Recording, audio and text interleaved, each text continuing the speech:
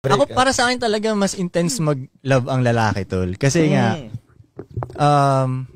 una, pag nagre-relationship ang lalaki, yung talagang sinabi ko, ito talaga. For life niya na isipin yun.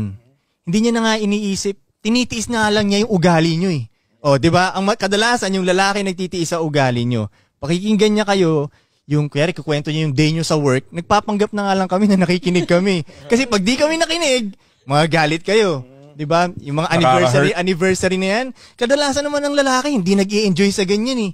Pero pag di kami nagsabi ng anniversary, magalit si mga Ilang beses ba tayo nagpapanggap lagi sa relationship para lang hindi mawala si babae? Diba? Lahat ng shit. Diba? Tinitiis mo yung mood swings ng babae. Titiisin mo, tataka ka, ba't kaya galit sa akin to? Wala naman akong ginawa.